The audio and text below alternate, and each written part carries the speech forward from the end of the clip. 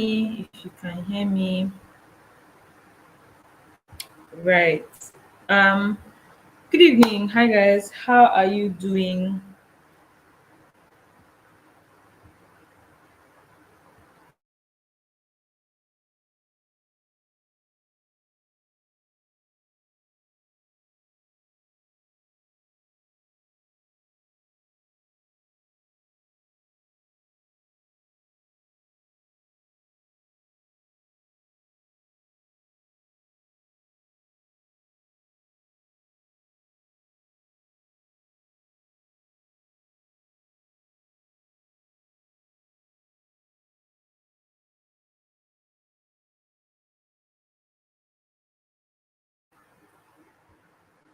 Hi guys. Sorry about that. Good evening, everyone. Please, I hope you can see me. I hope you can hear me. Today is a different vibe. It's the weekend, and I'm very excited to see you today. Today's Saturday. How are you? How is everything? How's your weekend? What are you up to? Hope you're chilling. Hope it's been a restful one. I had a very eventful day. I went for a conference. Just a backstory gist. I went for a conference. So I had a conference. Um, I don't know if you guys heard of this conference with Dr. Moreni KG, where like people were coming. Salem King was there, and then Les Ocean, Tommy Care, like big people in content. Even Akoro Doctor came, so it was really, really insightful and so much fun. So that's where I spend my day basically. Um, yeah, today we're going to be having fun as usual. Today's topic I'm focusing on what brand messaging is and what brand communication is. Just before I start, I hope you have been getting so much from the class. I hope you do not even forget what we spoke about the last time. In our last class, we were talking about um, we spoke about let me just give a quick summary of this week. We spoke about different storytelling techniques. We spoke about brand identity people like I gave emphasis on brands like Paystack, like Piggy Vest. I even used individual personal brands like Tommy Care, like Wasabi, Kiki, to sort of portray what brand identity means, different storytelling techniques, and how you can, infuse it in your own brand and what you are trying to build for yourself, right? So, today we're going to talk about what is brand messaging and why brand communication matters.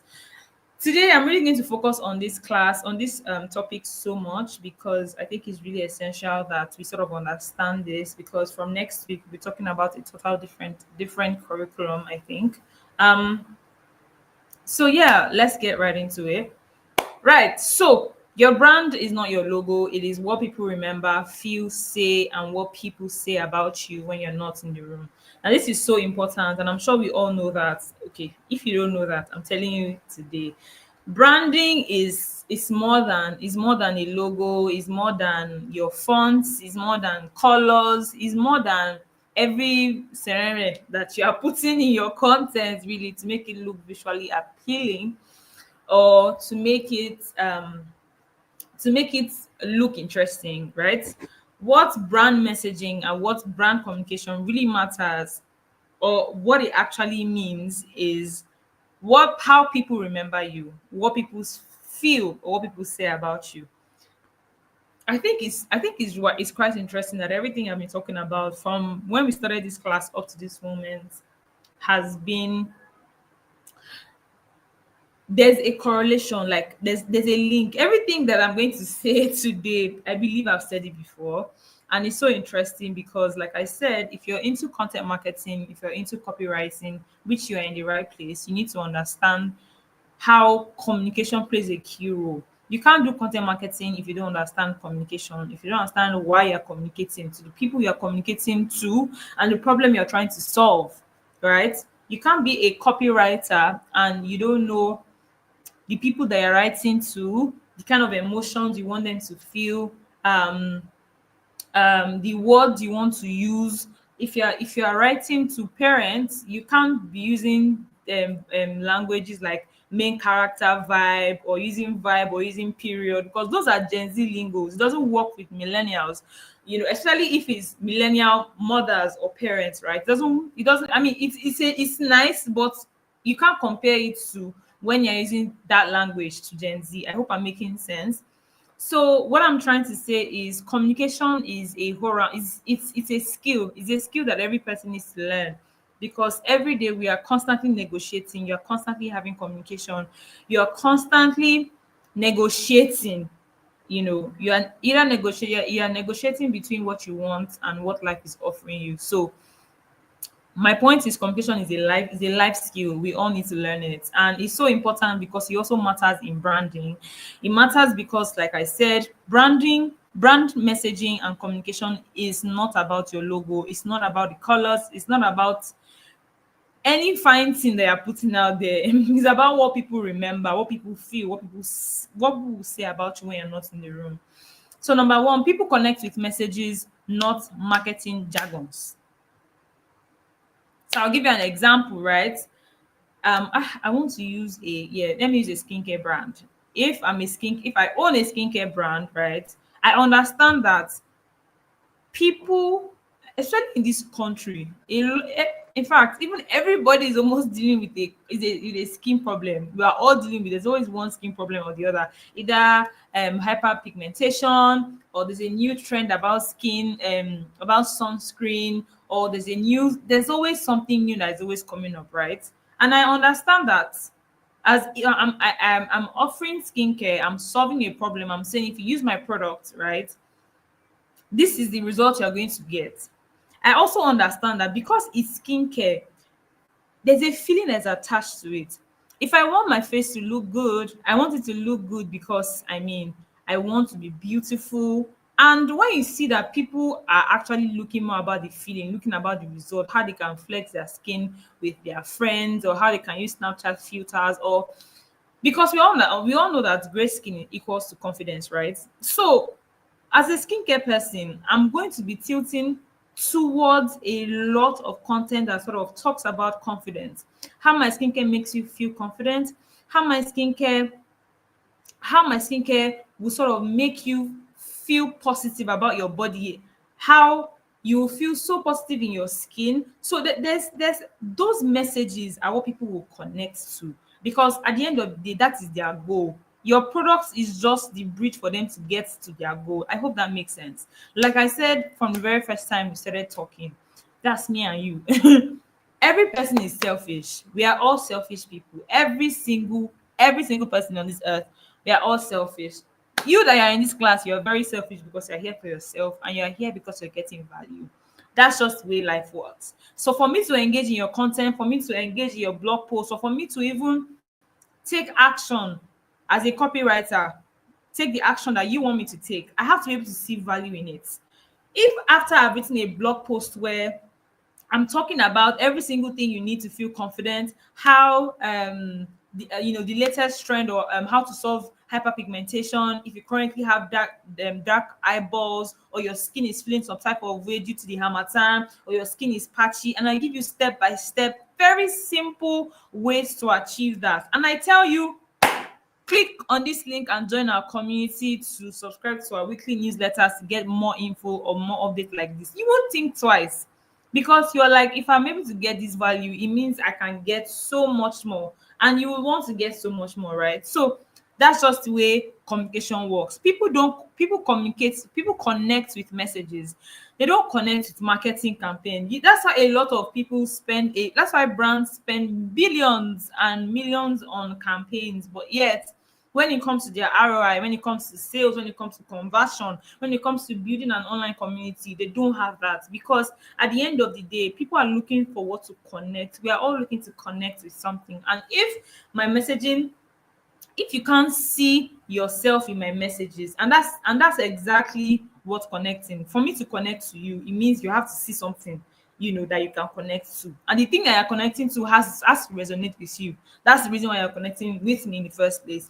So for example, we are connected here because we are all here to learn about content content marketing, content creation, writing, brand storytelling techniques. There's something that is joining me and you together. That's the reason why you're here. That's why you can connect with me, and that's why I can connect with you as well, right? Secondly, brand grow when they speak clearly and consistently. This is so important, especially the part about speaking clearly.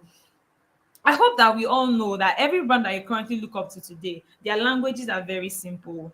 So we hear a lot of times when as a copywriter or as a content writer, actually, you want to speak big grammar, let people know that you actually went to school or you know a lot or you know dictionary. The truth is that people connect with clear English, clear grammar. So instead of me using ambiguous words, and when I mean ambiguous word, I mean words that are big, that are vague, why can't I speak in a very lucid flow? And when I mean lucid, I mean comprehensive, clear, super clear, that you are able, in fact, so much so that if I'm teaching or if I'm telling you something, if a 5 year old should hear it, a 5 year old is able to understand. Not because, and a 5 year old is able to understand because I've broken down the concept, I've broken down who we are, why we are doing what we're doing in the simplest terms that you are able to understand as a human being. Whether you go to school, whether you did not go to school, you understand. It is clear, right? So brands grow when they speak very clearly and consistently. Like I mentioned in the last class, you cannot be speaking in one platform as a what do I call it? So for example, now let's still stick with the skincare. I'm saying on Instagram or on my social media pages, I'm talking about confidence, I'm talking about skin positivity, I'm talking about how to care, different type of skin tags or skin courses, especially if you're in Nigeria, right? And then on my website, it's something that is totally different. My website, you can barely see, you won't see anything about skincare. Maybe all you are seeing is maybe you are seeing trending news about what's happening on Twitter, or it doesn't make sense. It doesn't correlate, right? So consistency is so key, because you have to ensure that if you're saying that this is what I'm doing, this is my core message, it has to be consistent all through, because that is the only way that people can remember your brand. Now, for as far as I can remember, Coca-Cola has been using the same color, the same font since I was born till now. And mind you, Coca-Cola is consistent everywhere around the world. Now, for Fanta can be different. When I mean consistent, I'm not talking about the taste. Coca-Cola is one of the drinks that is the same anywhere you go. If you go to UK, is Coca-Cola is the same thing. Fanta can be different. Sprite can be different. But Coca-Cola is the same thing. And Coca-Cola I've always associated Coca-Cola with red.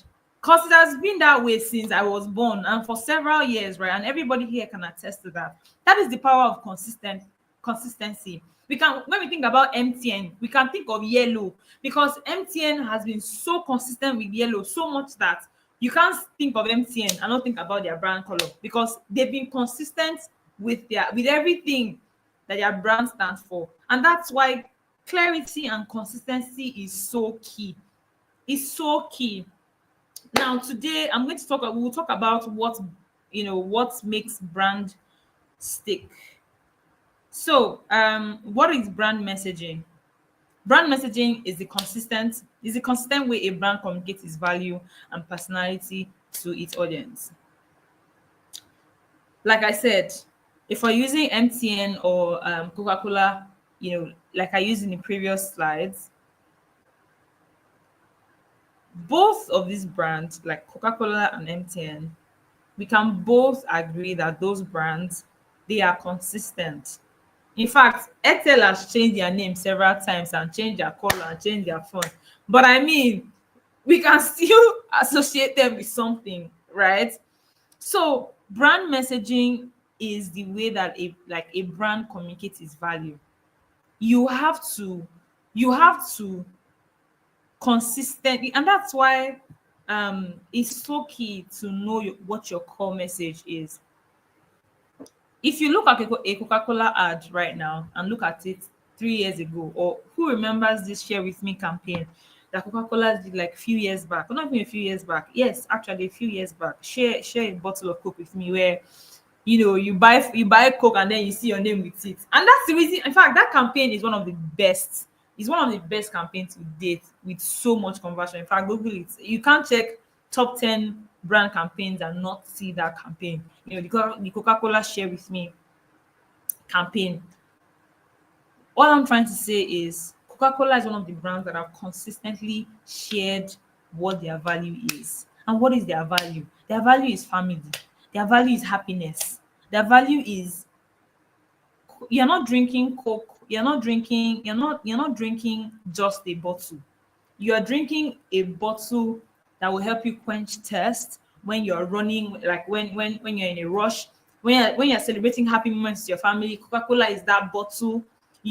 So they sort of position themselves in a way that they want you to see them as a part of your life.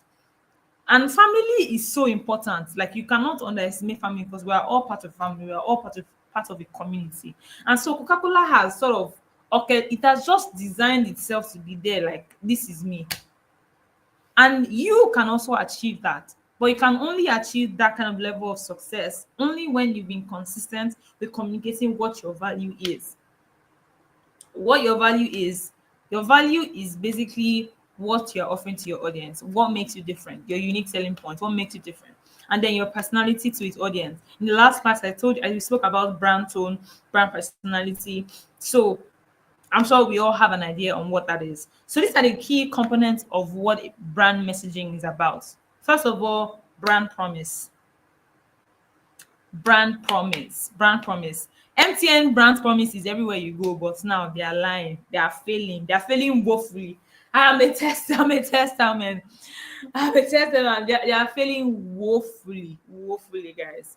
But every brand has a brand message, has a brand promise. Every brand, I mean, every reputable brand has a promise, and that's the reason why we can drag them. It's the reason why people can drag GT Bank or these big brands, because there's a promise, there's a standard that they've kept themselves on, and they're like, and whenever they fall short, we will drag them, especially because we're Nigerians. They will be dragged, right? And so another component of brand messaging is mission and vision. We see it all the time. I mean, you can't be working with a company, or or even working with a group of people, and there's no mission, there's no vision. There has to be mission, there has to be vision, there has to be something that is driving you on a daily. That's what mission is. Mission is where we want to go. Like, mission is measurable. Like, you would, and that's the reason why it's mission. Vision is saying that, oh, I see myself owning the biggest skincare brand in Nigeria, that is helping people to fight hyperpigmentation or skin tags or whatnot. That's what vision is. Vision is not measurable. Vision does not have, it's just a vision.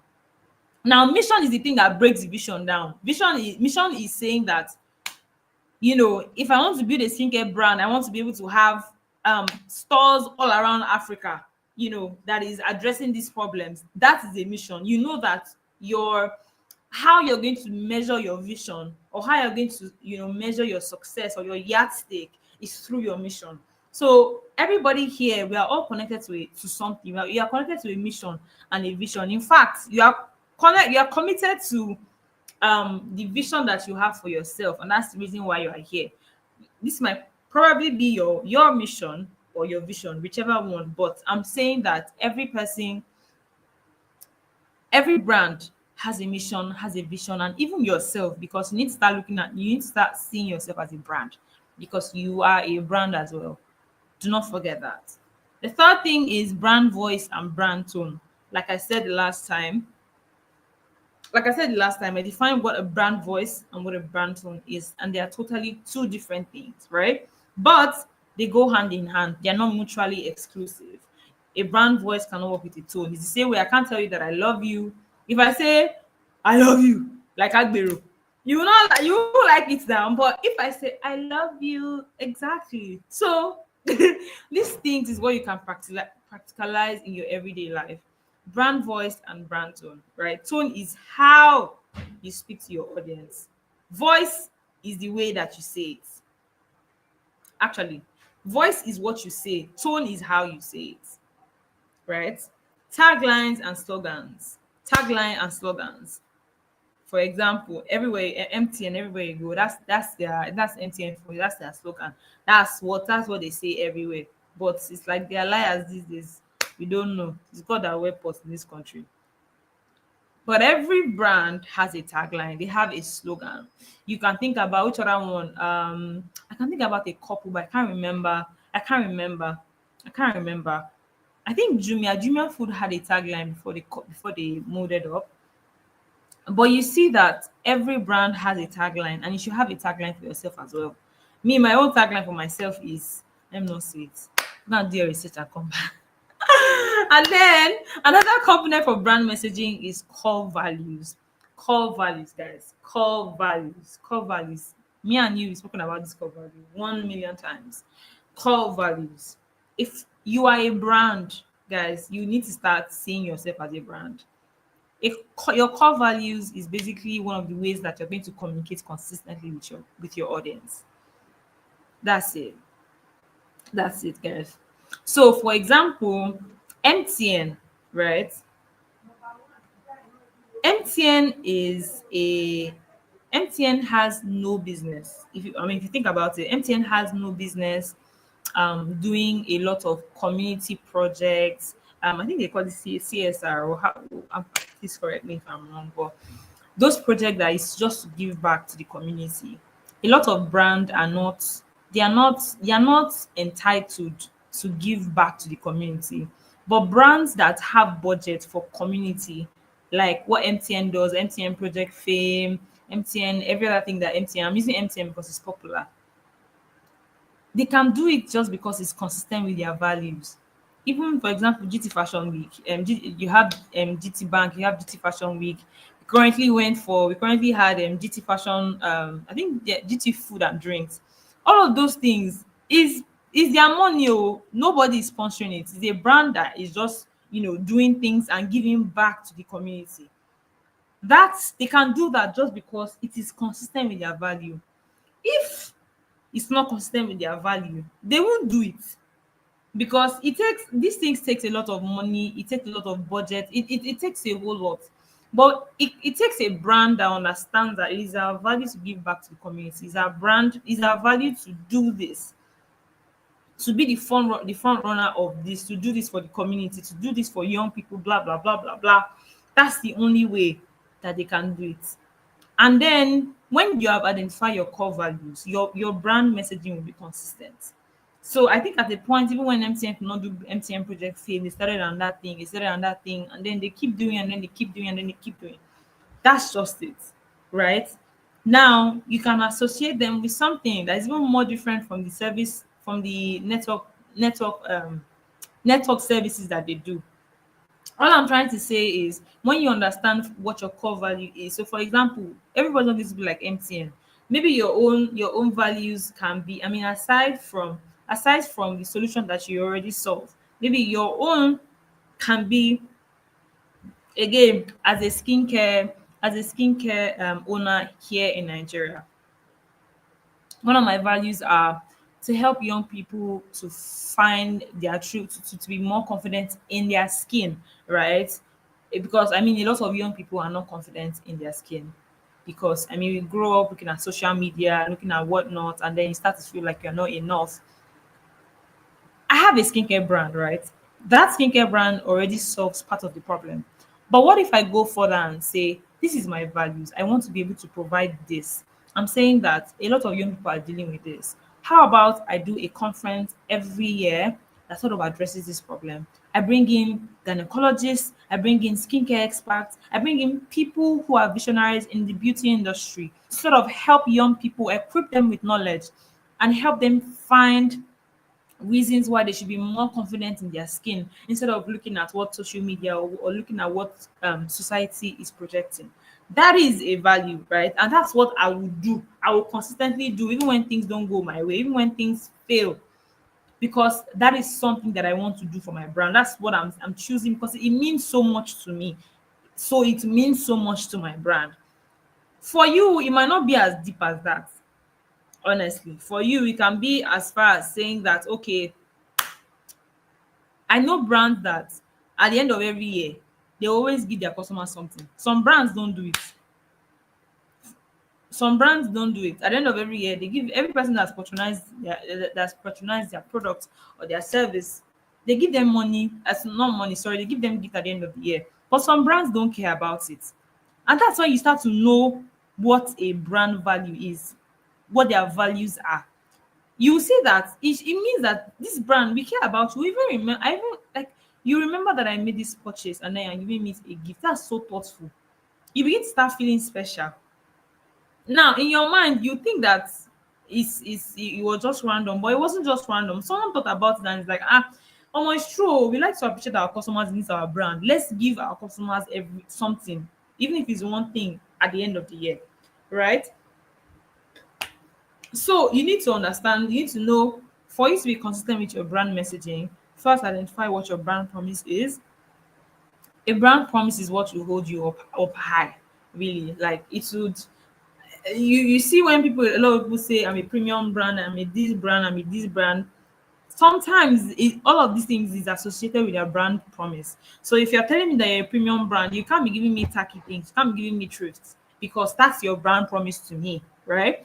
So for your brand messaging to be consistent, you need to understand, you need to highlight what your brand promise is, your mission, vision, what your brand voice, what your tone is. You need to also highlight your taglines, your slogans, right? And your core values. Example is Indomie. Now, I've made it so important that every time we're talking about this branding thing, or even content or storytelling, anything we're talking about in this class, there are always going to be examples. And I'm using examples of Nigerian brands because I want to believe that most people who are here are from Nigeria, and so it is relatable to you. So, example is Indomie, right? Indomie tastes so good. Everybody loves Indomie. That's Indomie's tagline. Every of their ads, everything that they've done till now, even when you check their ad, everybody loves Indomie. Indomie tastes so good. So whether you're young, whether you're small, you're an adult, you're a grandma, Indomie is for everybody. Indomie is family friendly. Indomie is quick, it's tasty. That is Indomie's promise to you, as an individual. Indomie is saying that we are Indomie is saying that we are family friendly, right? It's not restricted to anybody. If you want something quick, if you want something fast, something tasty, we are there for you. And if you check their tone on social media, on their campaigns, is warm, fun. You see them, even the people in their ads, they sometimes, depending on the seasonal campaign that they're doing. So for example, if it's Ramadan, they use, Muslim families, young people, old people come together as a family. So there's always context, because Indomie recognizes that they're a local brand. They are not a foreign brand. You can never see a white person in an Indomie ad. Me, I've not seen. I don't know if you have seen. If you have seen, please correct me, because but I've not seen I've not seen a white person in an Indomie brand. It's because they understand that they are local. Like, with every of their campaign is always targeted to context. There is always context. There is always context. Right. So we are going to go a bit further and talk about what is brand communication. Like I mentioned earlier in this class, we're talking about brand messaging, and we're talking about what is brand, how to craft a brand message, and what is brand communication basically. So brand communication is how a brand interacts with its audience across platforms. Like I said, brand messaging is different from brand communication. Just so you know. Maybe at the end of the class I will ask you just so you know, brand messaging and brand communication is completely different. Communication is basically how a brand interacts with its audience across platform, right? And then brand messaging sort of compromises like it's it's the complete form of what the brand is. Communication is how you project that to your audience.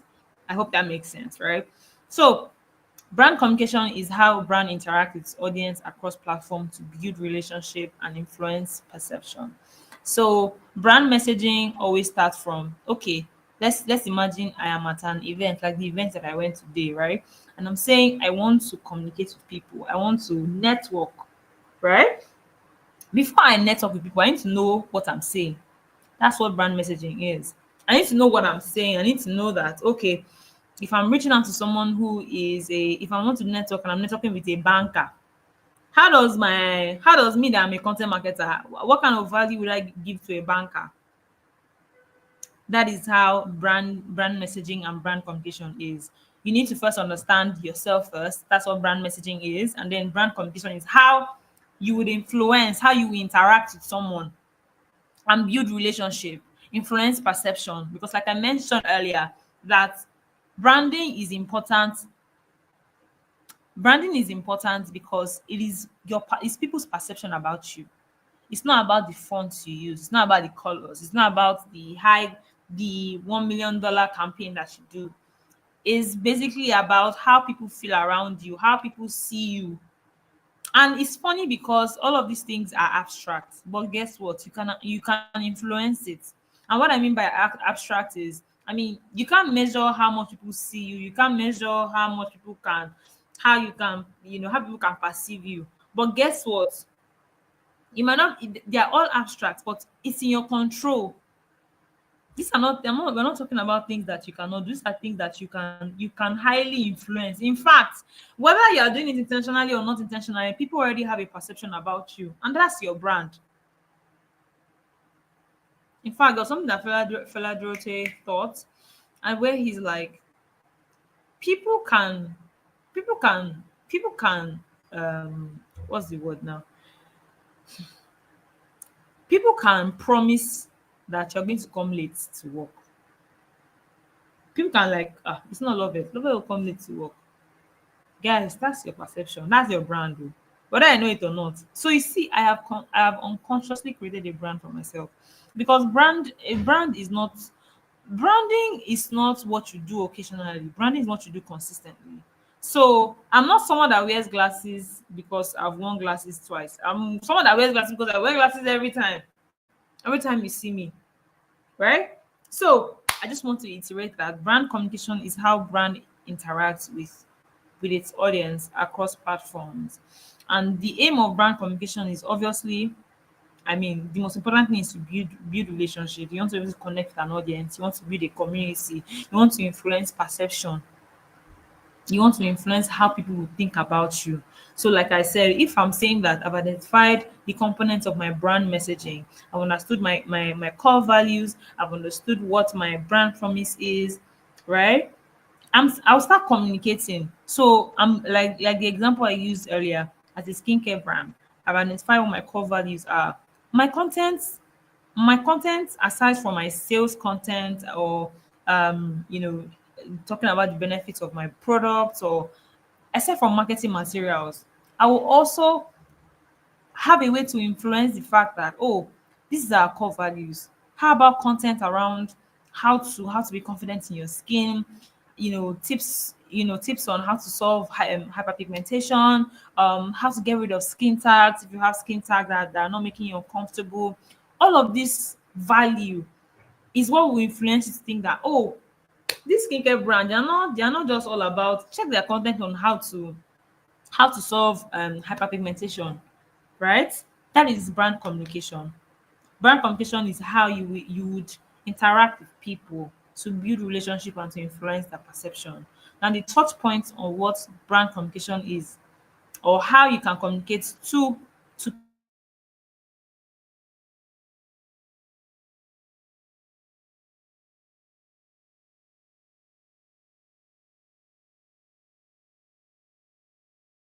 people is obviously social customer service. I think customer service, in fact, I think customers, first of all, I think your employees are like they're your first customers. Honestly, that's what I think. I think that people who would advocate for you, advocate for your brand, advocate for your business is first your employees. So if you don't treat them well, you know, if you don't treat them well, because think about it, if you're not treating your customer, your employees, your sorry, basically, if you're not being treated in your workplace, right, and then you're now into customer service. In fact, a customer just talk to you one time and then in that man you're like, what's doing this one? You can even change it for the customer service. Do you understand? So I'm saying that customer service is another way that people can influence perception and build relationships. But for you to have active customer to have the best for your customers to have the best experience through your customer service, the people who are communicating with your customer, they have to be your brand advocates. Like, there are difference between salary earners and advocates. There are difference between people who are just working, like employees, and advocates. Advocates are people who align with your brand vision, that they will fight. In fact, they will fight. They've just connected themselves with the vision so much that if you wake them up from their sleep and tell me, or tell me about Nike, they will say it. They will do anything for your brand. But employees are people who just get paid. Those are salary earners, right? And those people will not have. You can't compare you can't compare the what's the word now, then, and the enthusiasm, the they are not, they won't be burden carriers, they won't align, they won't be able to sell. And when I mean sell, I don't mean, sales. I mean to sort of bring people to a place where they are influencing their perception. I mean, you think about every time you call maybe MTN or call your bank, and then you have a crappy experience from maybe someone who you called, who is your customer care representative. That will sort of influence your overall perception about the brand, honestly. And the owner does not even have any idea. The management don't have any idea. But then just somebody has influenced your perception about them so much. It's the same way you patronize a brand online. The brand is doing so well, but the dispatch riders are mad people. I'm sorry. The dispatch riders are mad people, right? Definitely, honestly. And then you'll be angry at the brand. But it's not the brand fault. It's the dispatch rider's fault most of the time. Do you understand? So it's funny how these things that we think that do not matter sort of influence your general judgment, your general standpoint on how you perceive a brand. That so much so that you're like, this brand is a good brand, oh, but they take time. So if you order today, you fit get it like next tomorrow because the delivery system is not the best. That is a perception. Right? So let's go to the example. Example is MTN. MTN everywhere you go. Everywhere you go is very, now the reason why I even know it is obviously because I've heard it more times than I don't than I even want to. You hear it all the time. MTN, even when you call your customer care, they will first sing. And I'm sorry I'm using MTN so much. It's because I that's the next song that I use. That's why. So even at the event I went to, I was very frustrated because I got the service. Anyway, so you call like but they communicate. I mean, maybe because they're service providers, but I mean, guess what? I'm sure other brand does it as well. But every time you call MTN from their customer care, you first spend like 1, 2, 3 minutes listening to their song from A to Z. You hear their radio jingles, MTN, everywhere you go, right? So even in their ads, there's always something telling you that MTN everywhere you go. So they are communicating. They are communicating. In fact, there was an ad they did one time where I think someone was traveling from a very long distance, and then their phone was working. They never lost service. That is them communicating that MTN everywhere you go. But like I said, right now it's a lie. But I'm not here to bring them. I'm not here to say anything about them, Sha, but yeah, let's go. So yeah, now I'm going to talk about why Nigerian brands win or fail with brand messaging. So, in fact, let me even remove Nigerian brands. Why brands generally win or fail with brand messaging? Why brands win or fail with brand messaging? Remember, I said that even you and I on this call, we are brands. Everybody is a brand. Everybody is a brand. Every person is a brand. And how can you know this? I know you can just ask your friends, ask people who they've worked with you, what they think about you.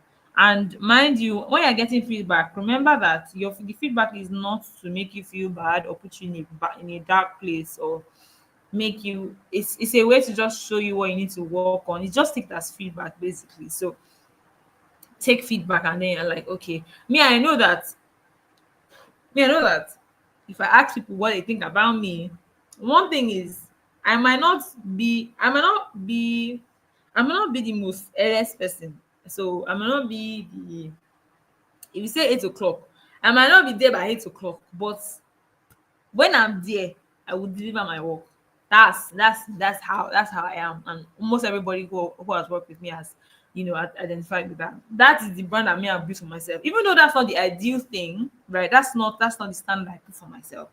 You know, the standard I want to put for myself is I want to be a punctual person. I want to be someone who gets places on time. But sometimes I dey drag. Sometimes I'm like, oh God, why? Why do I have to be here? Why? So after I go back and forth with myself, I'm like, you know what? I need to put my feelings aside. I need to get the work done, and I execute. That's me for you, right? But if it's early, that one I might not be there. But when I'm there, I get the work done. That is me for you, and that is the brand. That's the perception of that's the reputation I've built so far. And I identify that. I know that it's not the ideal thing. I know it's something that I need to work on, and I'm actively working on it. But what I'm saying is, you get the feedback, and then you use it to be better. So you can ask people, oh, how's your experience while working with me?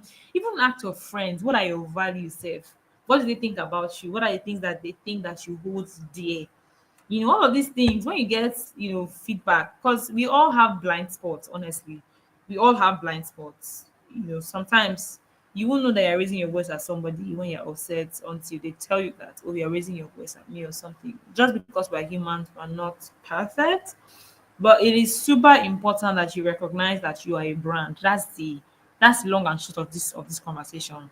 You are a brand. It's not until you become an international brand before you recognize that you're a brand. Just right here where you are on this call, you are a brand. You are a brand. And a brand is basically the reputation that people have about you, reputation that you've built over time, how people perceive you, what people feel about you. That's what a brand is. Right. So, example of Nigerian brands that I've highlighted here is Peak Milk. Peak Milk focuses on strength, family, and quality. Now, if there's anything I like about Peak Milk is I always complain when brands, due to economic fluctuation, they always degrade their quality. I always have an issue with it. I always have and I always think about it that I think it's better for you to increase the price of a product and sell quality, for you to bring it down and still be selling rubbish. I think I honestly, and this is something I talk about even with my peers, I just don't like it. So an example of a brand that something that I don't even like right now is I don't take Hollandia yogurt again, because I obviously know that the quality has changed. It has changed so much, and I'm like, this is water, this is not yogurt. And this is someone that I grew up taking Chivita so much. In fact, I don't know if you guys remember Hollandia, Hollandia custard.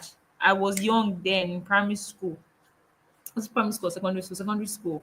So Hollandia yogurt, like it used to be cold. It used to be in a pack like this, very very cold, something very nice. That is the standard that I know for Hollandia stuffs. But these are yogurts now. It's just like water. There's nothing. I can't write anything. How do you people say that thing? There's nothing.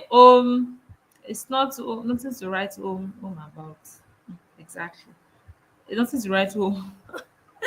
Nothing to write about, right? So, and then for me right now, I think I'm not somebody that even like, so I'm not right now, me that I used to like Hollandia yogurt. Now I'm like, no, I rather not buy it. Even when my friends buy it, I'm like, why are you buying this thing? Just get a proper yogurt instead of buying this water. That's what I think, right? But Peak Milk is one of the brands that I think has constantly retained its value, even though it's not as plenty anymore. Like even though it's even not expensive, I think one sachet now is like 250 or so. Pick me that I used to buy when it was 25 naira or like 20 naira back then. But it is what it is, right? It's small, but it's still like the quality is still consistent. And that's for me. I don't know if you guys have, but I think that pick me is still consistent. The quality is still the same. And that's one of the reasons why I personally like Pick Milk. I think that it's one of the brands that is consistent with their quality. And even if you check, when you check data, you see it that this is a brand that has stayed consistent with its quality, right? So Picnic is a brand that focuses on strength, focuses on family and quality. Another brand is Tom Tom. Tom Tom, I mean, if you think about Tom Tom, you think about freshness, coolness, relief. It's a cure for mouth odor. It's a cure for anything mouth. Pick milk, sorry, Tom Tom. Tom Tom, right? So that is also a brand that has owned that like Tom Tom messaging has been consistent. Even when they did new flavors, I think they have new flavors. Even like when you watch the ad, the ad is always talking about maybe there's a footballer on the field and then yes, okay, that one is Premier Cool. Sorry, that one is Premier Cool. I watch a lot of ads. That one is Premier Cool. But there's one where maybe you're having a bad exactly. You're having a bad date. You're having a bad date, and then you maybe your mouth is smelling, and then you just put Tom Tom inside your mouth, and voila, your destiny has changed. Your girlfriend now likes you. Everybody are now cool. That is how Tom Tom has consistently positioned their brand, right? As a brand that if you want coolness, sharp sharp.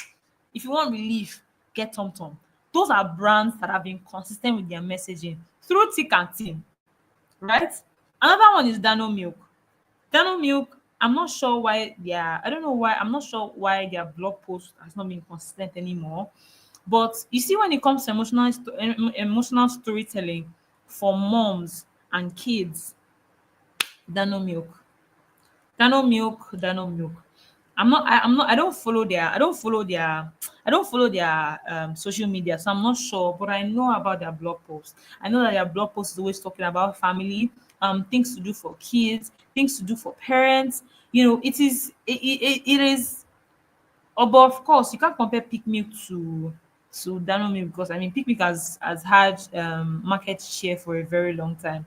But who else has noticed how Dano Milk is also populating the market? In fact, I think Dano Milk now even has more customers or more loyalists than even Loyal Milk.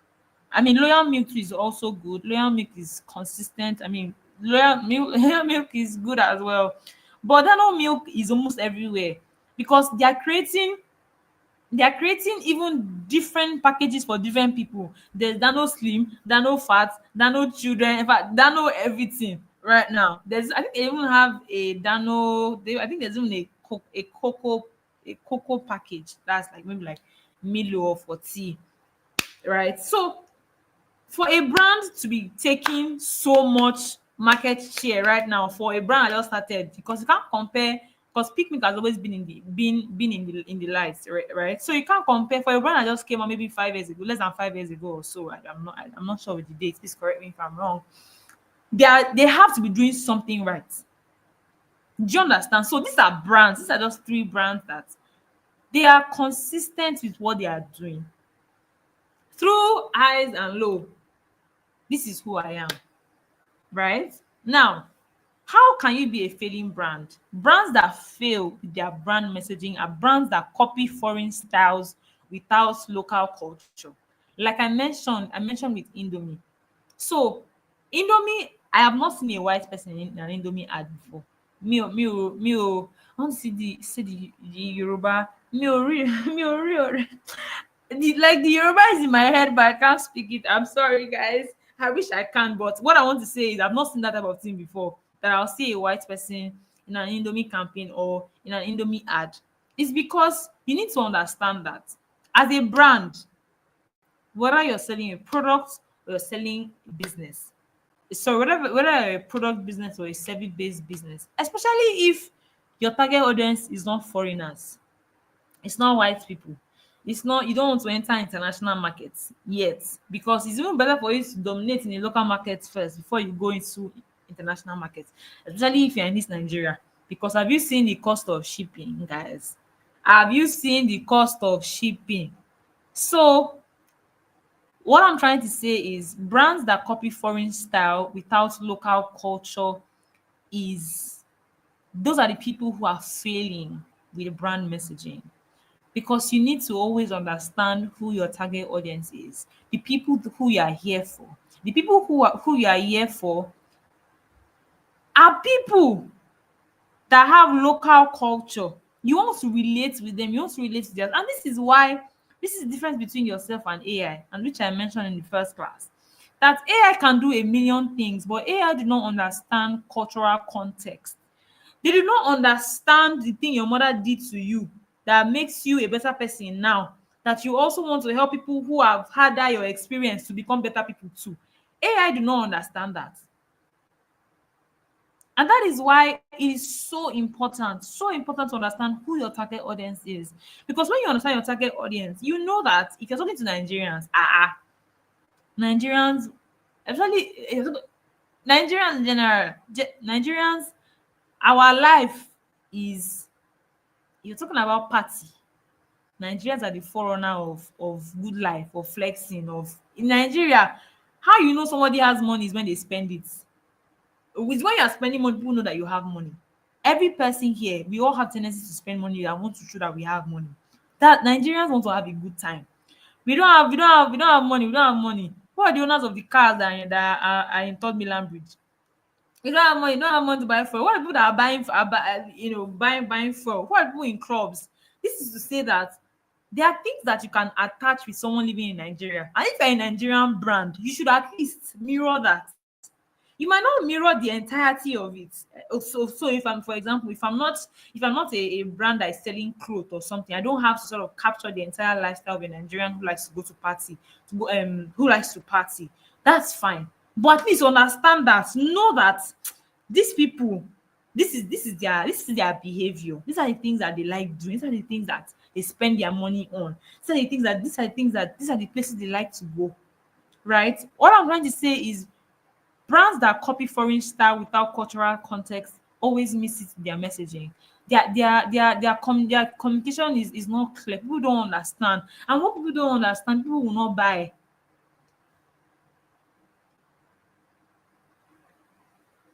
What people don't understand, people are not going to buy. Right? So you need so much so, it's so important that whatever brand you're working for, even as as a content writer, as a copywriter, as a content marketer, or as a content creator, or social media strategist, social media, anything that you're doing, anything that you're doing, see, copy foreign brands for inspiration. Like, copy foreign brands. Look, I always talk about Nike, I always talk about Fenty, I always talk about, because these are the people that the kind of marketing budget they are spending is not what Nigerians, we don't like to spend money on marketing. We don't like to spend money on marketing. So you see those campaigns, and then you see Dior, you see campaigns that Dior campaign, you see their four collection, you see what they do. It sort of opens your mind to what's possible. You see creativity, you're like, these people put a lot of work to this thing.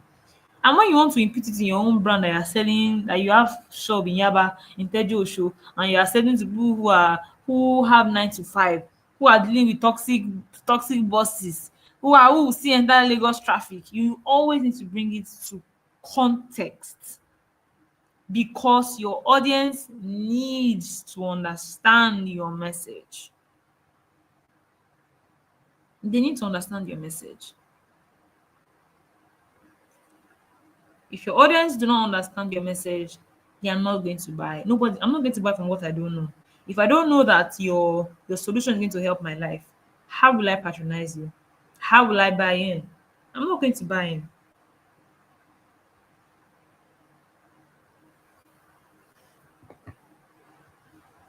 right? The second one is why brands fail with their brand messaging is brands that change tone too often.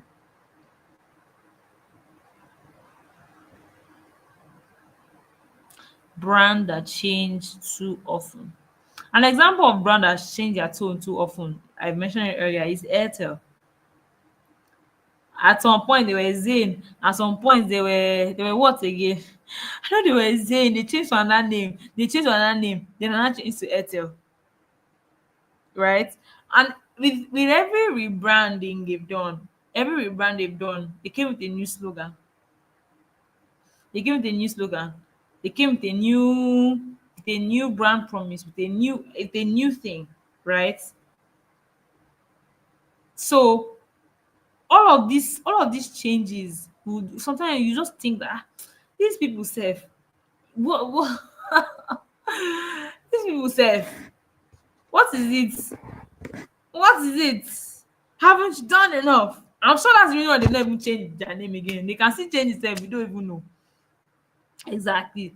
So please make it important that you don't change your tone as often, right? And even when you want to change your tone, even when you want to change your tone, don't just do it out of the blues. So what you can do, so for also because content, like branding, not I always mention that for some people get it. Some people just think about something and stay with it. But some people, clarity comes on the road. Some people they are we are all redefining. That's just the truth. We are all learning. We're learning, we're unlearning. There are changes every time. But you can change. Like I mentioned, you can change, but your brand tone is still true. Even while, so for example, if I'm saying it's the thing that Rihanna did, honestly. Rihanna moved from music, sorry, she moved from music to business. Right now, I think the whole world is begging her to release a song. Rihanna doesn't sing as much as she used to before. Most people who have followed her up to recent are people who loved her music. But guess what? Mama is not doing song again. She's doing business. We all know that. So it means that as a brand, you are allowed to refine. You are allowed to learn what's working because we're all human beings. You're allowed to try, right? But what I want to say is while you're trying out things, always ensure that your audience can still connect with you. You're not just changing, I'm this tomorrow, you're just changing like that, and then you expect the world. You would change. Tell us the story about your transition. Why this transition is so important to you. Why you've chosen this path, this and that. Because storytelling is what connects people. That's what I'm saying. You're allowed to try, you're allowed to refine yourself. Like we always say, because everything here is testing. If you do not test everything that you learn here, I'm not sure how you're going to actually make significant impact with everything you're learning here. You have to test. It's not theory, like I always say, right? So branding itself, it will take time. But guess what? While you're refining, your audience can still go along with you. That's what I'm saying. And they can only go along with you if you take them along. Not just you wake up, you're a stripper. Tomorrow, you're selling bread. Next tomorrow, you are teaching in school. Then, another next tomorrow, you're an influencer. Another one now, you are doing poetry. Another one, you're doing, you're a banker. Do you understand? So there's some changes that are like, and other changes that you're like, you are taking people along your journey. That's how it is to build a brand. Then people grow with you. People are like, I used to know when Lovett, used to sell bread, oh, and now she's now selling. God has helped her. She's doing something else because you carried your audience through that journey. Please let's quickly go on a break and we'll be back.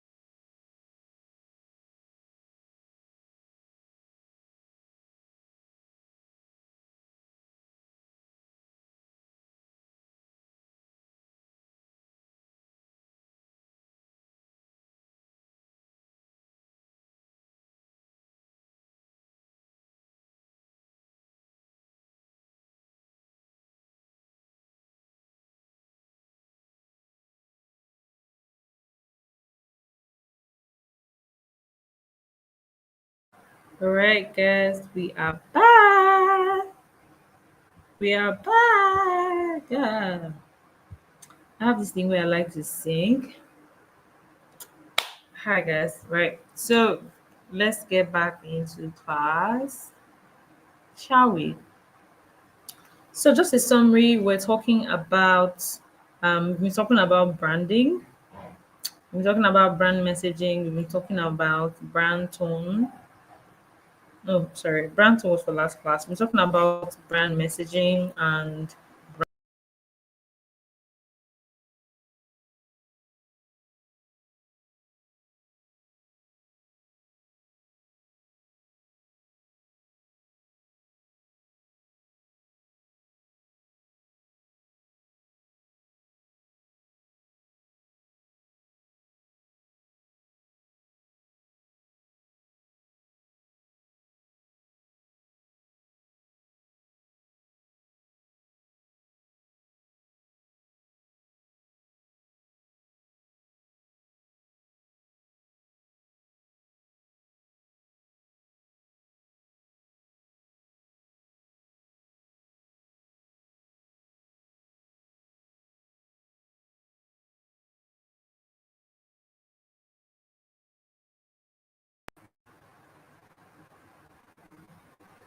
please confirm if you can hear me so I can go on.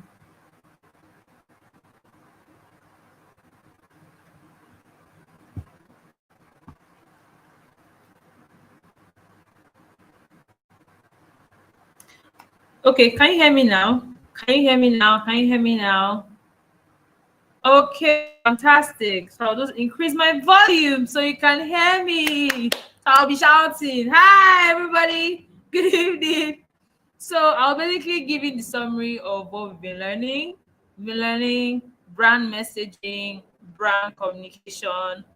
And I was saying that for everyone who has joined the meeting or this class from the beginning, that's from 2 weeks, yeah, 2 weeks ago till now, your effort is commendable, guys. You're doing a great job showing up every time we have a class. I want to say well done. I really want to say well done because I'm learning that winning or greatness is not only when you have results. It's really about when you choose to do the things that are going to give you the results. So you are here and you are showing up every time we're having this meeting. So well done. I hope you are. I hope this is worth your while. I hope that this is worth your while. I hope you've been learning stuff and you're also implementing everything you're learning. Because that's most important, right?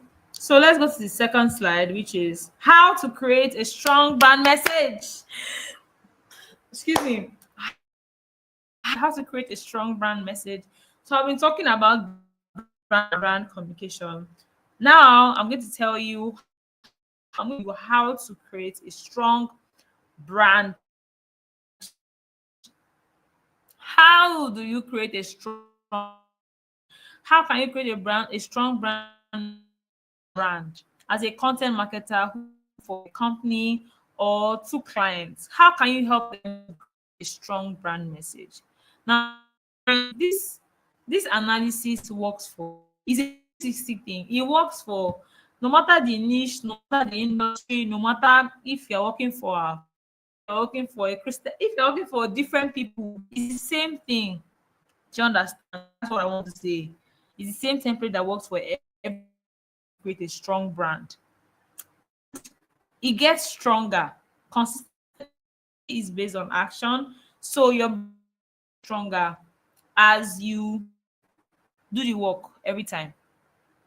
Basically, as you work every time, that is when your brand message gets stronger. If MTN did one ad back in 2026, nobody will know them today. But everything you know about the brand you're patronizing is because they have consistently kept it in your face and their messaging is consistent. This is what we are doing. Oh, this is how we can help your life. Oh, come.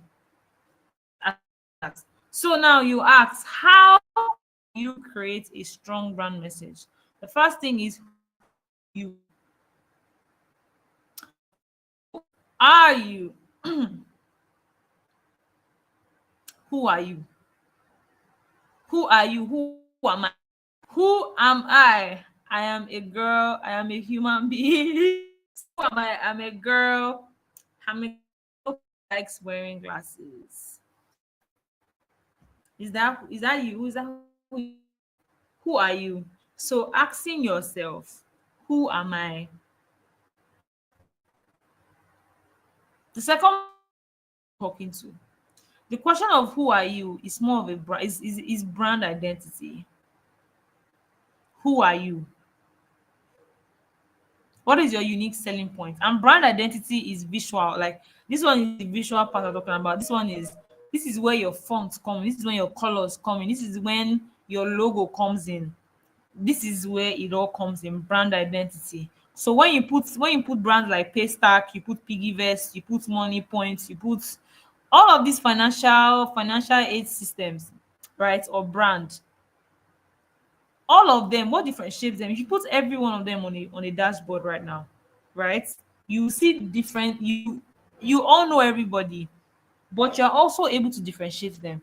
You're able to differentiate them through their brand, through their brand color, through their fonts. You're able to just identify them because they've made themselves distinct. That is who you are. That's how you identify who you when you ask yourself, who are you? The second one is, who are you talking to? Who are your target audience?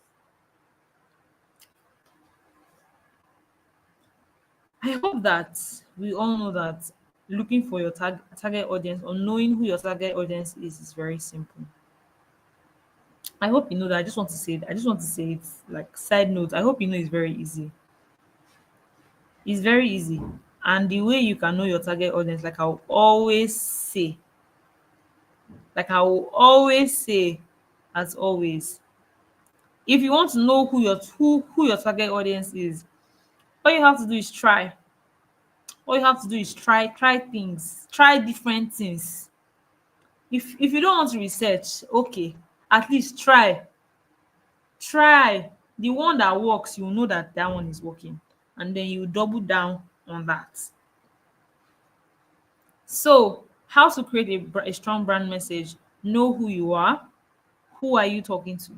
So if I'm giving you an example of a skincare brand, who am I?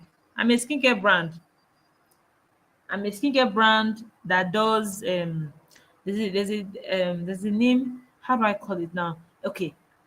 I'm a skincare brand that focuses on using um herbal ingredients to create products that make you look, that that create product that leaves you beautiful.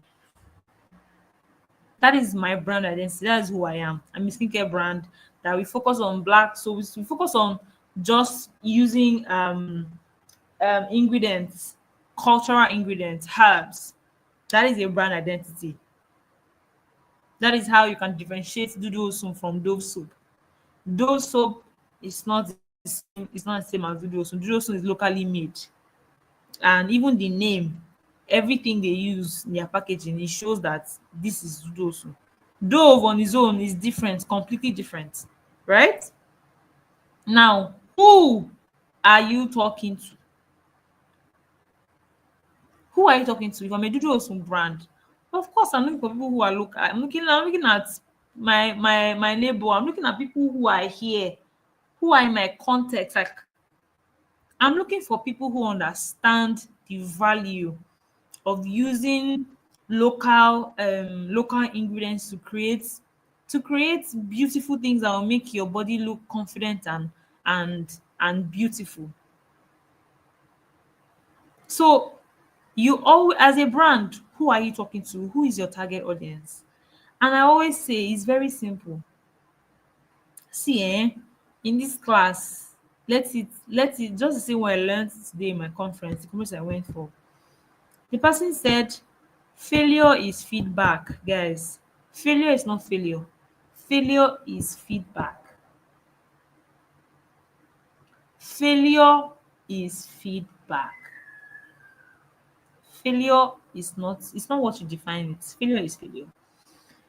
So if you try a marketing campaign, You do content, you write a blog, nobody reads it, nobody clicks, nobody does anything. That's feedback. It's feedback for you to take and say, what am I doing wrong? What are other people what are other people doing that I need to infuse in my own brand? Who are my competitors? Why do they have this traffic and I don't have traffic? What do I need to do better? Because when we talk about keep pushing, keep pushing, keep pushing, it's not to keep doing the same thing. Oh, I hope we all understand that. Like when people tell you to keep pushing, keep showing up, keep doing something consistently, it doesn't mean to keep doing the same thing every time. It means you're doing what you want to do, but you're doing it differently because you can't keep doing the same thing and expect a different result. It doesn't work like that. Life doesn't work like that. Nothing works like that. To get a different result, you need to do something differently. And that's why, in this context, if you want to know who your target audience is, you want to understand their behaviors, you want to know things about them, what they like, start putting things out first. The one that they like, you said you know.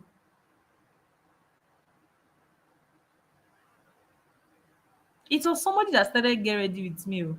The get ready with me that people are doing everywhere now. Is one person that just found out that I can do get ready with me. Let me just try this thing and see if people will like it. And voila, get ready with me is a trend that every fashion brand globally is doing. It's not a local thing. Get ready with me content are not a local thing. ASOS is doing it. Zara is doing it. Those are front runners in the fashion industry, and they are doing it. But it was somebody that just started and said, let's do get ready with me. I have a phone. Let me show people how I dress up. Let me show people my thought process. If I want how I want to choose outfits to go out, and that's how it started.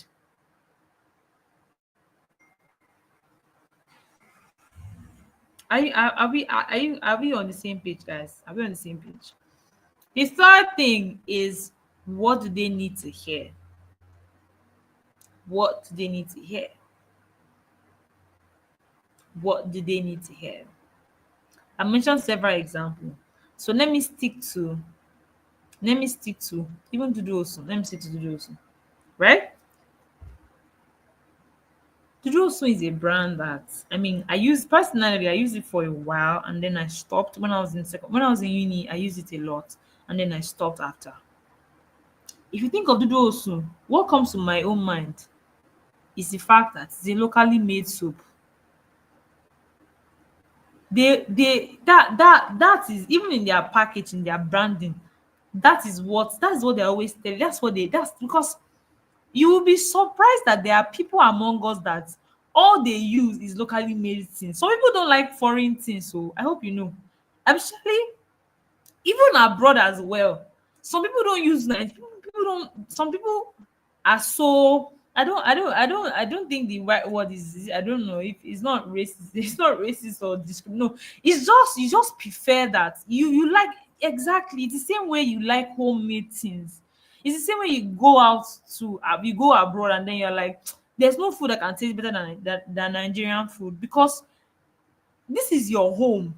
And so you believe that because this is your home, they understand you better. So you rather take something from here than to go abroad and start using a different product or a different routine, right?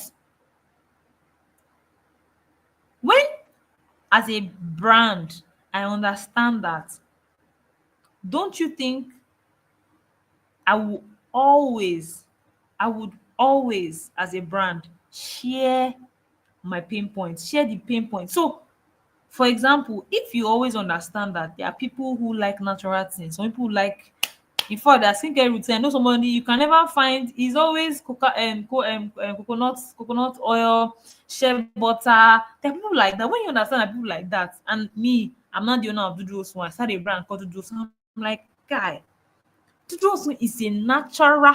Like you start your copywriting instinct to start coming out that you start saying it comes with natural product herbal made from the clinical made from the stem of garlic, all of these things that people say to make it so organic that you understand that There is no altercation here. There's no artificial mixture. Everything here is natural. And you think that someone like me who likes using natural stuff will see that type of product and not use it? Come on, guys.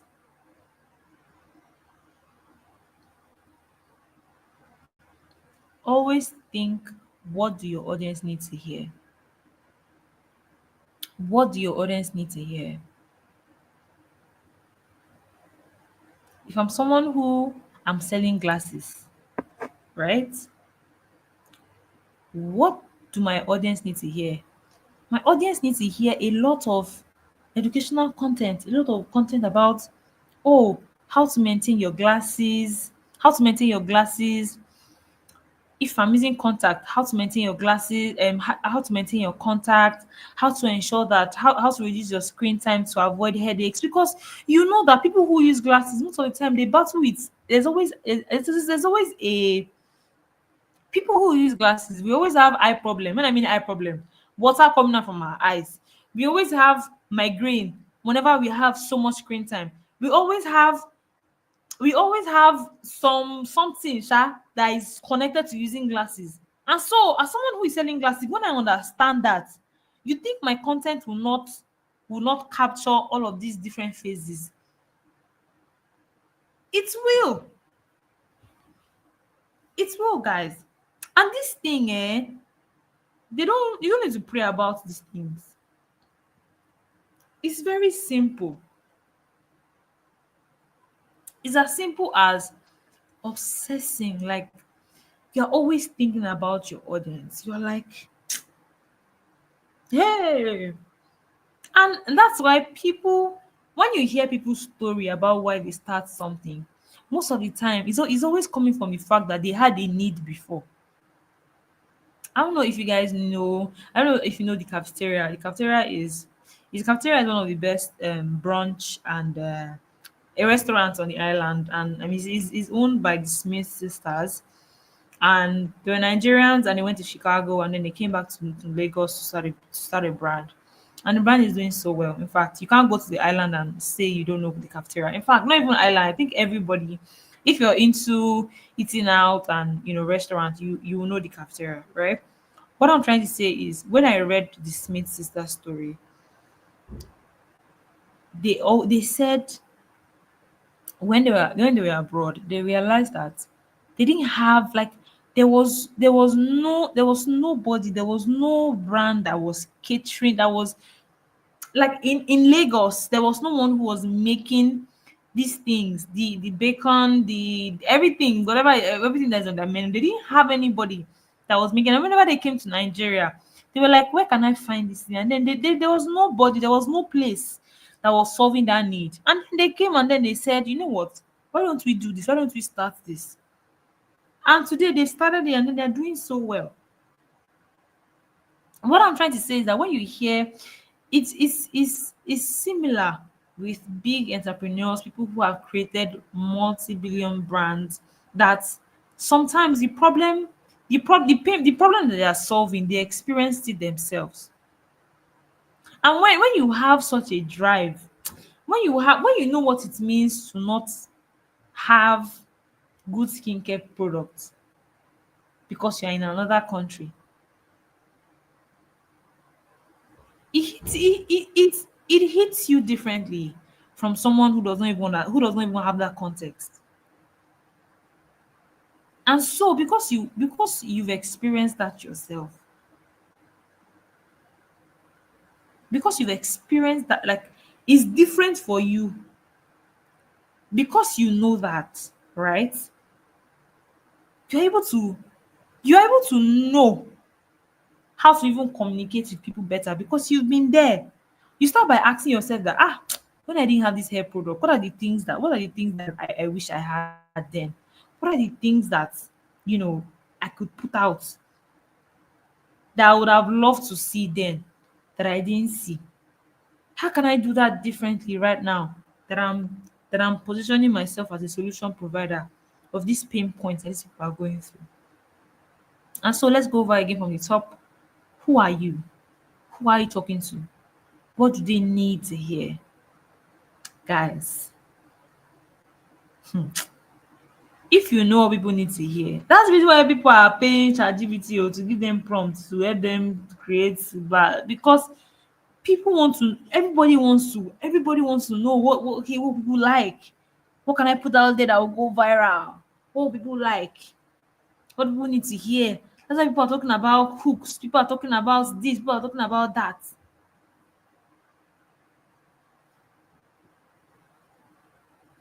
right?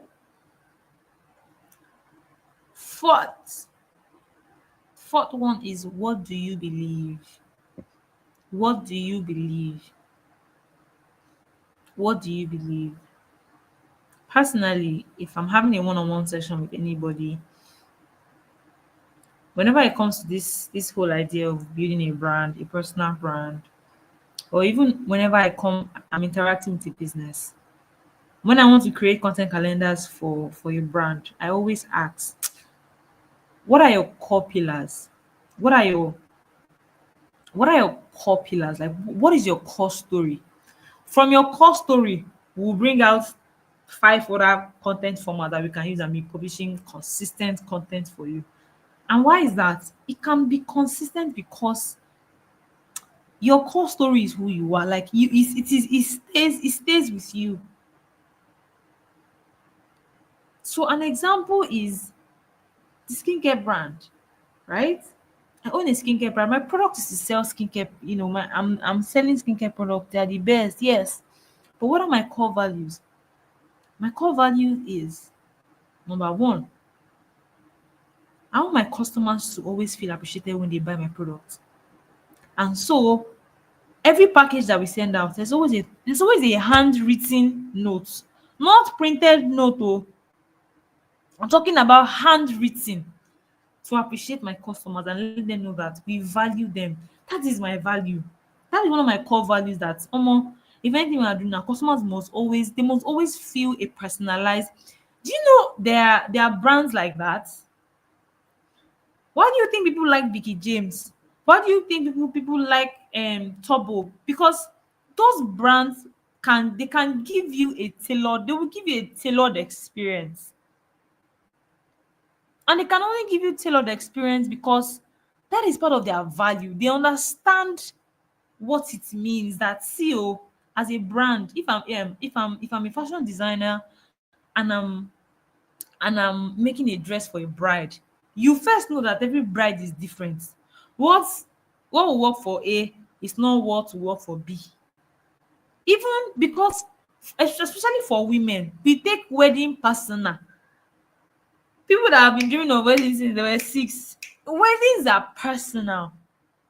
So everybody preferences are so, like, they're so distinct. And because they are distinct, right? I'm saying that I need to make it part of me that every brand that I work with, it's not template I'll be giving them. They would have a personalized experience.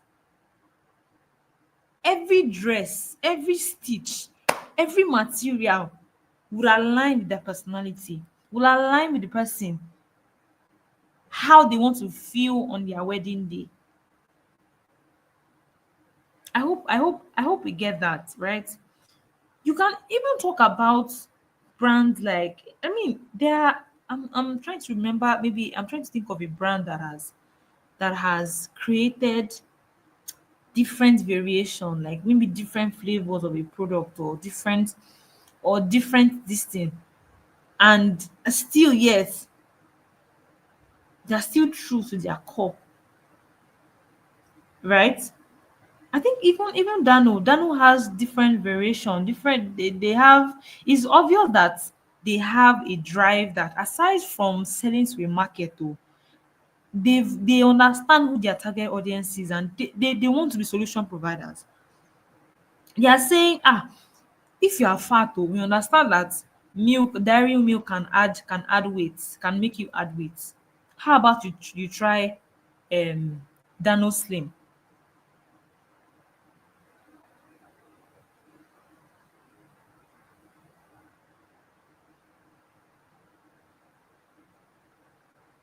Do you guys are you guys so your core values is super important because again, it's really important to me that I buttress this because these are the things that will help you play the long-term game as a content marketer, as someone who is building a brand for yourself. What are your core values? What are things that you do consistently that you can, excuse me, that when you think of when you think of a legacy, when you think about a legacy for yourself, or when people are saying your bio, what do you want your name to be associated with? What do you want your brand to be associated with? This is how you know what your core values are. And then you start positioning your brand in that light. The fifth one is how will you say it, which is the tone. How will you communicate what you believe in? How do you communicate what your target audience needs to hear?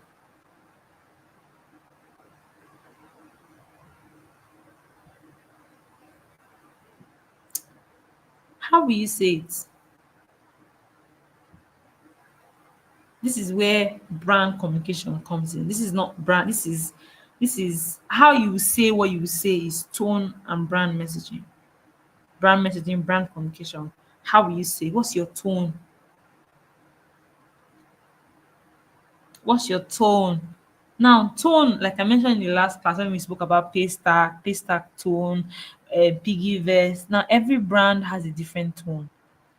In fact, every brand you can only know the tone that matches your brand when you've been able to understand who your target audience is and how you want them to see you. That's how you will know how to say things.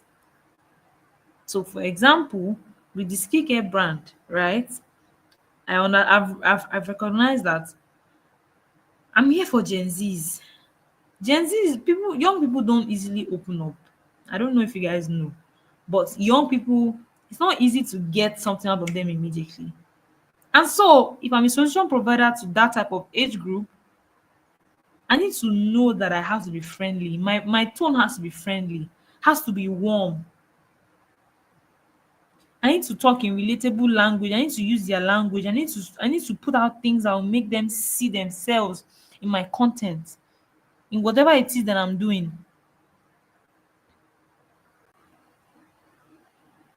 right? So, how to create a strong brand message. Number one, who are you? Number two, who are you talking to? Who are you is brand identity question. Who are you talking to is your target audience question. Who are your target audience? Who are the people who are the receivers of the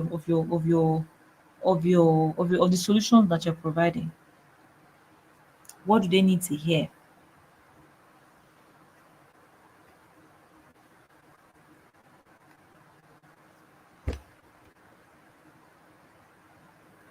Right? What do they need to hear? After that, what do you it's funny how when you know what you believe in, like if you know that you believe they will say their core values. I mean, they will say their core values is innovation.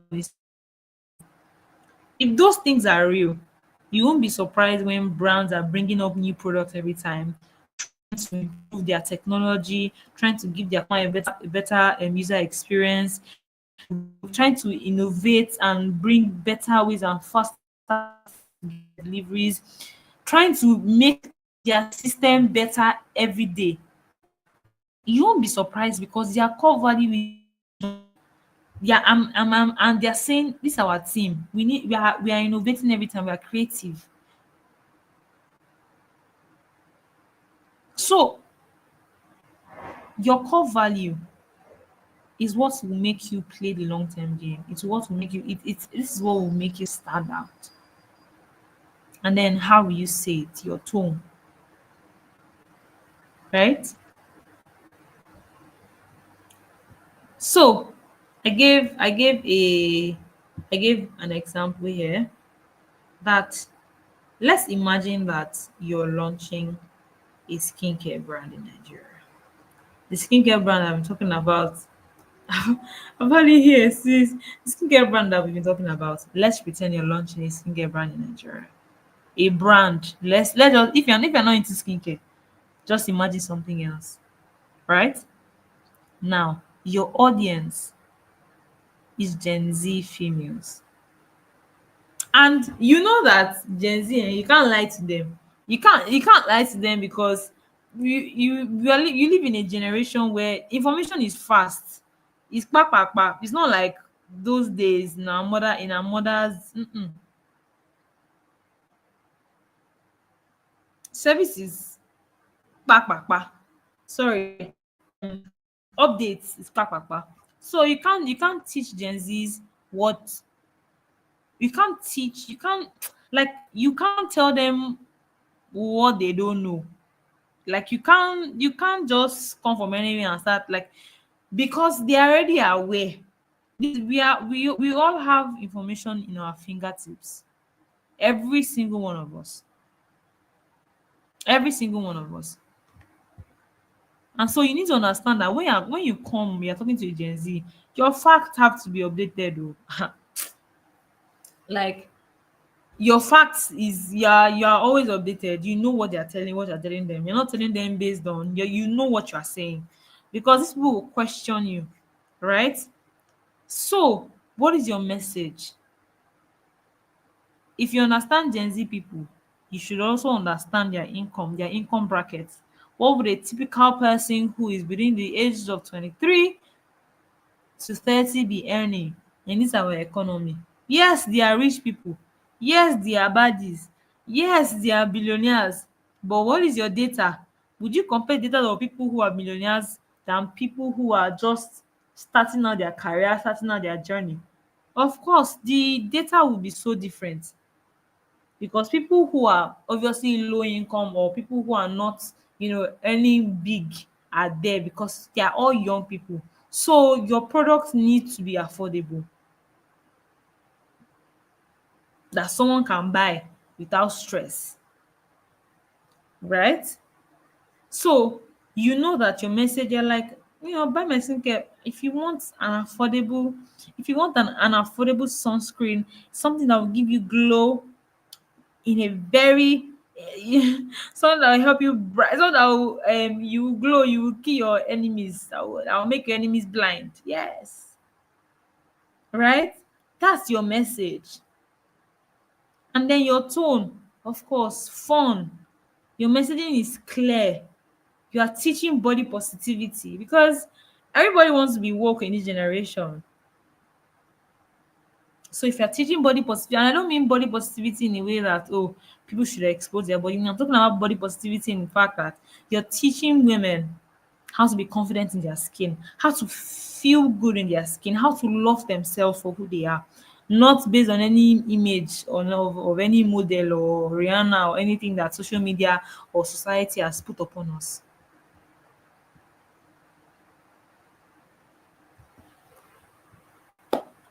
Right? So it is so important that we always recognize that your tone has to be fun, has to be clear, and very body positive because you are a skincare brand and that's what you're selling, right? So I'll just give you a run through of everything we've spoken about up till now. We've spoken about brand messaging, spoken about brand communication. We've spoken about what is brand communication, what is brand messaging, example of brands that have been consistent with their messaging for a very long time. Spoke about TomTom, Peak Milk, MTN. We've spoken about how to craft a brand message, where I told you the key questions you can ask yourself. Who are you? What do your audience want to hear? Who are you talking to? How do you want to talk to them? So that's your tone, right? And then a couple other questions that okay, they're here. Who are you? Who are you talking to? What do they need to hear? What do you believe in? And how will you say it?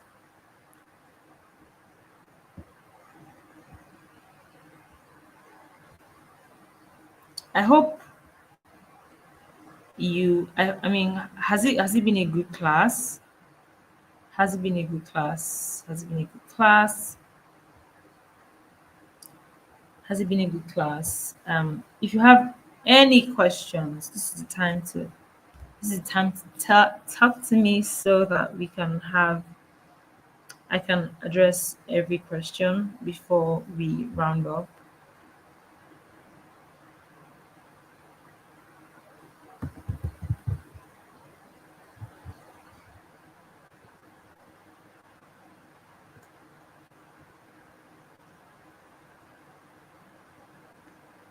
Thank you. Thank you, Timmy Dio. Thank you, Timmy Dio. Yes. No, thank you, Timmy Tope Treasure. Thank you. Thank you, Timmy Tope. Thank you, Modupe. Thank you, Gibson. Thank you, Godwing.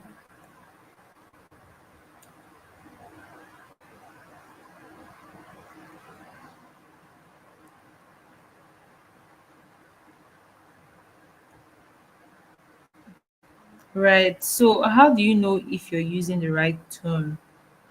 Okay, good question. So, for this question, there's no one fit size all. What I mean by that is there's no basically, to answer your question, how do you know you're using the right tone? When your audience can connect with your message, when your audience can connect with your message, then you know you're using the right tone. So, would you imagine if Coca-Cola has not been getting sales, or if they've not been doing well, do you think they'll keep using the same campaign strategy or metric? Or no? Like, how you know if you're using the right, if you how you know that you're using the right tone, the right message, the right communication for your brand, is when you start connecting with people. When one person is like, oh, you know I like this. Please, can I be a part of it? Can I buy from you? When we start seeing it from. That's how you start generating leads. When people are coming to your page, people are coming. You're generating traffic. There's something that is drawing them, and it's what you said, is what you've put out there. So if people are attracted, they are connecting to what you're saying, then you know you're doing the right thing. Does that answer your question?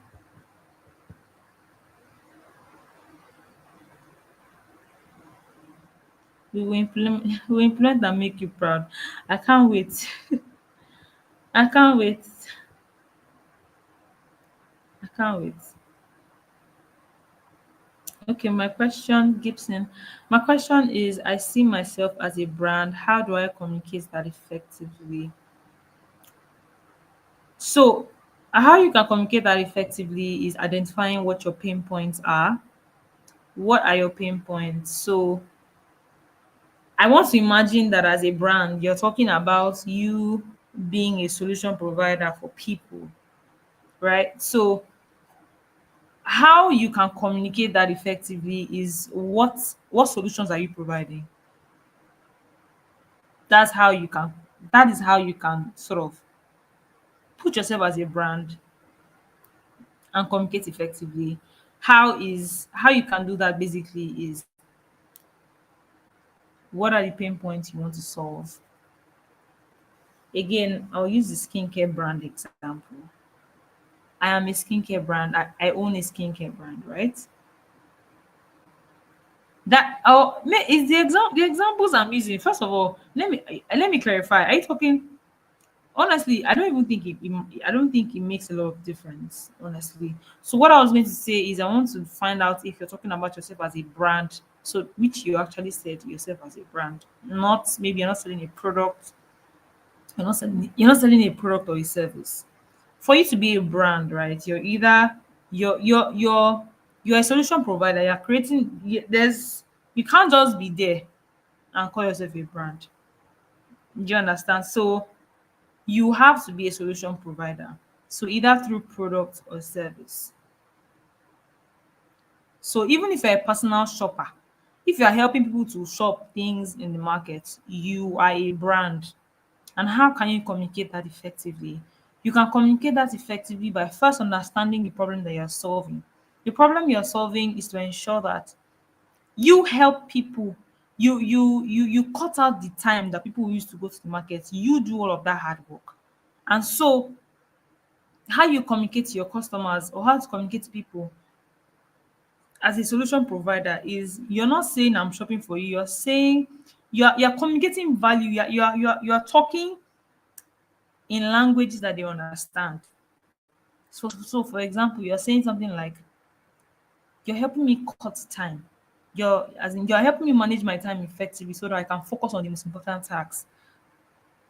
Like when I hear that, I'm like, oh, this girl, this babe actually knows what she's doing. So how you can communicate effectively as a brand is to understand what your pain point, like what solutions are you providing. When you understand the solution you're providing, you can communicate effectively. That's how it works. So if I don't know what I'm saying here, I'm going to be stuttering. And if I'm stuttering, you cannot understand what I'm saying. You will not even be here till this time.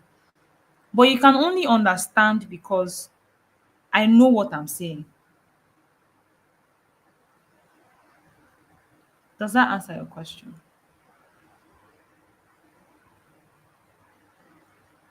How can a feedback be failure? How can it? No, I said failure is feedback, not feedback is failure. Samuel. So failure is feedback, not feedback is failure. How can I brand my goods and products if I'm selling chin chin? So by how can you brand? So this question, are you talking? Wait, let me be clear. You're not talking about branding in terms of colors or in terms of appearance, right? Are you talking about visuals? If you're talking about visuals, then that's a different conversation.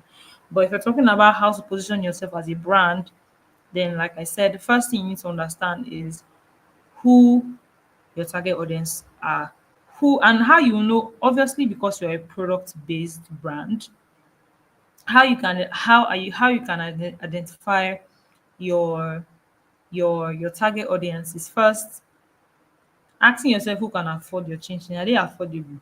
If they're affordable, look at people who have that economic bracket, who can afford it. Are you selling premium chin chin? Like premium chin chin, one chin chin is 100K. If you're selling chin chin that is premium, you know the people who you are targeting, right? So when you now want to brand, or when we're talking about the concept of branding as someone who is selling chin chin, your content is going to be clean. So if you're selling chin chin of 100K, I cannot come to your page and your content is very, it's not put together, it's not it's just anyhow. You're selling chin chin 100K and your content is anyhow.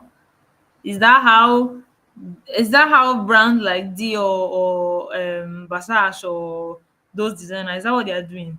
No. If you're someone who is selling to a higher target audience, like people who have certain amount of money, you have to position yourself as someone who is that already. So because someone who has money, I won't patronize someone, I won't patronize a brand that, you know, is not giving me that vibe. Especially if you're saying you're selling premium or you're selling something that expensive and your content is not put together. Every of your thing, every your website, you don't even have a website. Every you are saying send a DM, click to buy, click to know price, or all of those stuff. You when you Again, everything boils down to understanding who your target audience is. When you understand your target audience and first understand what your pain points are, like the problem you are solving. So as a chin seller, if you are delving into a different type of content, you're saying you don't just sell chin. You sell there's something they call this thing.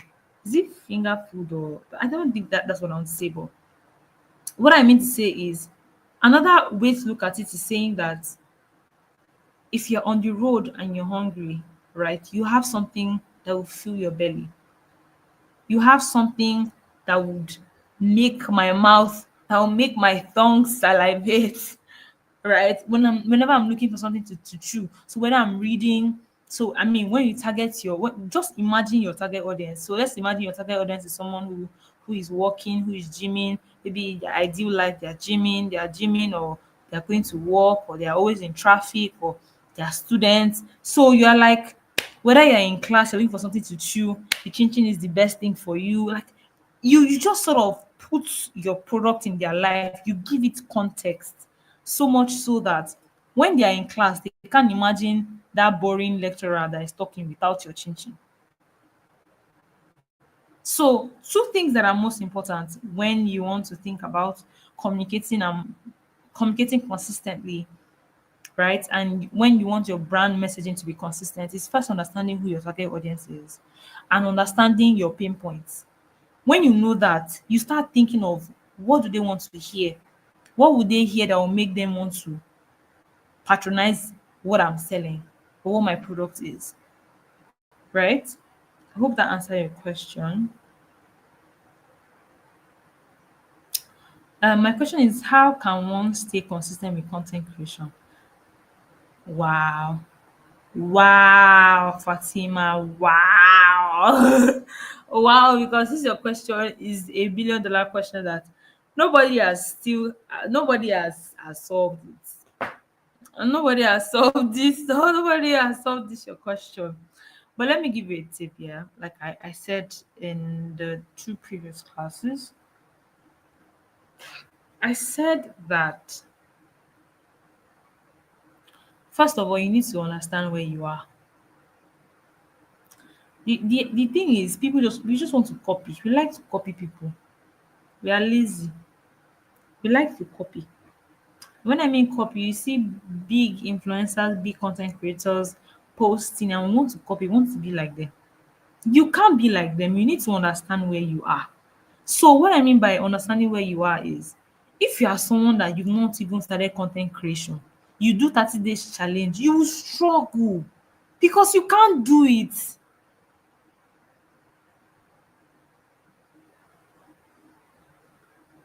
Like you can't do it because you are just starting, right? Because you're just starting, you need to understand where you are. So for you, growth is posting at least 3 times in a week. And how you can achieve posting 3 times in a week is not just by saying you want to post 3 times in a week. You will break it down into small actionable steps. That is how you can be consistent, my dear. And consistency and frequency are two different things.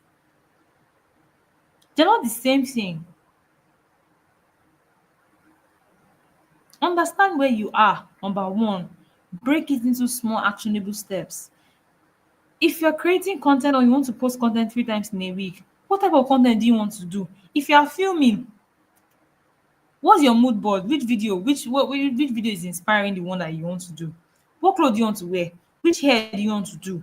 Is it video? Do you have to charge your phone? What time of the day does the sun hit differently? Like what's your script? What are the things that you want to say? Like all of these things, you need to put them into consideration, because the thing is, when you don't break content creation into small actionable goals, especially when you're just starting, you will most likely not make enough progress. When I started, I copied social media oga templates, and which she said that if you want to create content, Monday, write down your content. What's your content idea? What do you want to say? Tuesday, script. Wednesday, shoot the content. Thursday, edit. Friday, you can post your content.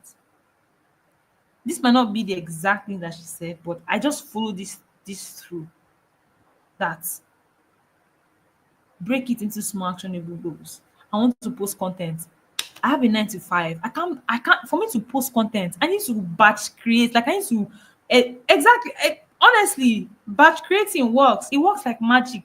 Like because as content creators or as content marketers or even as creatives generally, we all have our highs and low. When you're in your peak time, create like a mad person. Like a mad person. Just bring out 15 clothes and wear everything and just choose them. And then you will start editing. You have enough content to post. But when you keep saying you want to post content, you want to post content, you don't even know what you want to post. You don't even have maybe a content dump. You don't have a content calendar. You don't have what is driving you. It's going to be a problem. Right. So how do content writers monetize their skill? How do they niche and focus on a particular aspect of writing? So, how content writers monetize their skill is obviously by selling their service.